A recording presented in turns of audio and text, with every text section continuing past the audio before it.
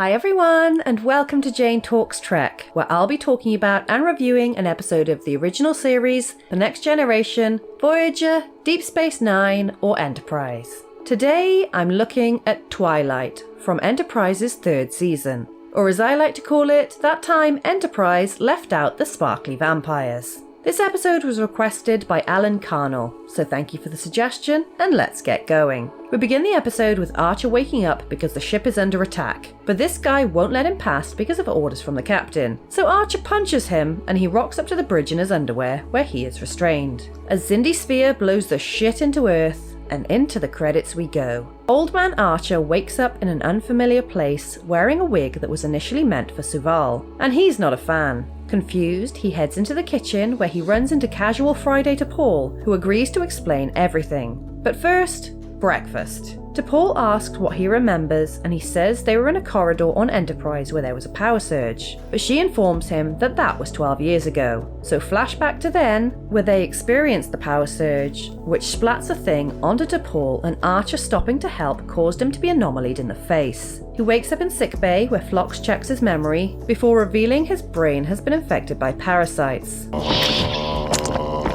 which has caused him to not be able to form new memories. Phlox can't remove the parasites, but he promises to look for a cure. And as time passes, things become more difficult for Archer, but T'Pol is kind to him and thanks him for saving her life in the corridor. I suppose there's not much point in thanking me. A few hours from now, I won't remember it. T'Pol in the present explains that Archer was relieved of duty and she took charge, and he realises that there is no cure seeing as the parasites are in temporal flux, and to make things worse, he learns that the ship at one point was invaded by Xindi, one of whom he was able to kill, and T'Pol took the helm to twat one Xindi ship out with another, which cost them 13 crew members. Trip is so over all this bullshit and challenges T'Pol's decisions. Since the captain got sick, this mission's taken one wrong turn after another.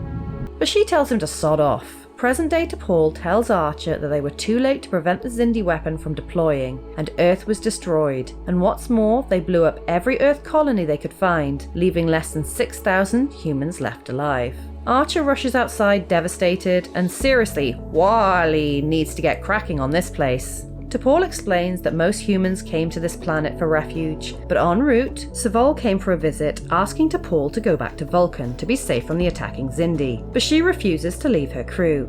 Them or him?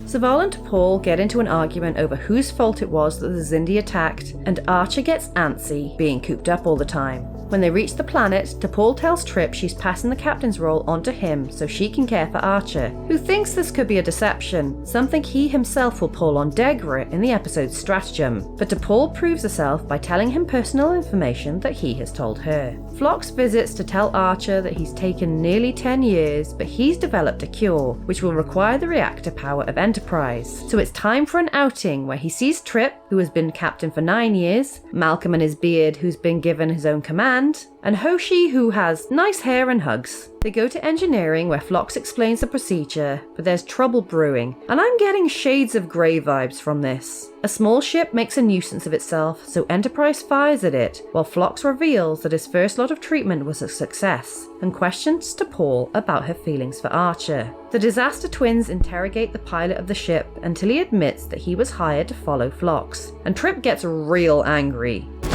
Answer me! Phlox excitedly tells Trip that eradicating the first set of parasites has removed them from every point in time, so if they get rid of them all, the captain would never have gotten infected to begin with, and history would alter, undoing the destruction of Earth and saving humanity entirely. Trip's confused and doesn't have time for it because 6 Xindi ships show up and a firefight breaks out, so Archer rushes out of sickbay to help. Under Trip's orders, everyone puts up a decent effort, but the bridge is targeted, killing everyone in it. The bridge is gone. So T'Pol drags Archer back towards engineering as the Xindi board. Phlox breaks the news that the chamber is broken so they can't finish the procedure, so Archer plans on blowing up the ship to do the job instead, and T'Pol and Phlox stick around to help. As they put their plan into motion, the Xindi attack, killing Phlox, shortly followed by T'Pol, and after getting shot himself, Archer is able to activate the overload before he dies on T'Pol, and the ship is blown to bits. Archer wakes up in sickbay, parasite-free, where T'Pol thanks him for saving her in the corridor, before he annoys her by asking her to take care of him. Okay, this is the highest rated Enterprise episode, and it's easy to see why. It's well written, well acted, well paced, and I really enjoyed it, which is saying something, seeing as I'm the first to say I don't like the Xindi storyline of Season 3, time travel, or flashbacks. So the Xindi storyline is fine. In fact, it's pretty good. But Enterprise is a prequel, so a massive horrific attack on Earth, followed by years-long war that can never be mentioned in any of the other installments, seems like the whole idea should have been in a different iteration of Star Trek altogether. That being said, while prior knowledge of the Xindi does help, this episode does work pretty well as a standalone story. This episode takes the Xindi concept and allows a what-if scenario without lasting consequences, and it's done really well. It was originally pitched as an idea for Voyager, with Janeway infected with the parasites and Chakotay taking care of her, which would have been sweet, but I'm glad they held on to the idea, because I feel like Archer is such a strong character and a strong choice to be the centre of this, because you can feel how desperately he wants to help, how desperately he wants to remember, and how desperately he wants to be relevant. And in contrast to that, T'Pol is the perfect person to be his carer,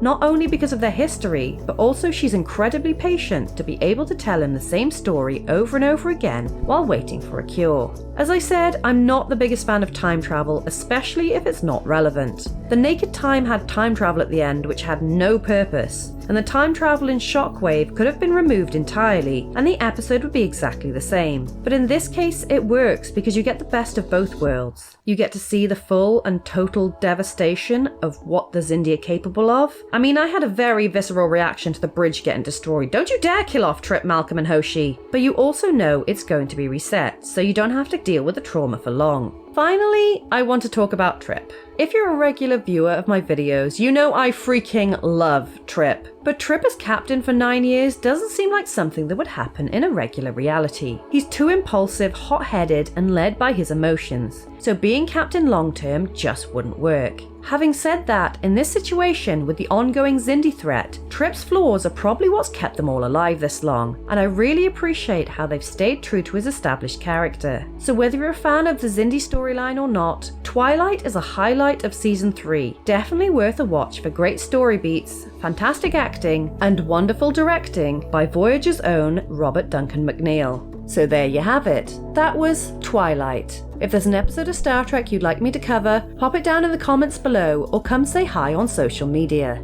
If you enjoyed this video, then please hit that like button, it really does mean a lot, or consider subscribing if you want to be assimilated into my channel. Alternatively, feel free to check out my other YouTube channels, Jane Talks Real, Jane Talks Murder, and Jane Plays Games Badly. Thank you so much for watching, I'll speak to you soon, and live long and prosper.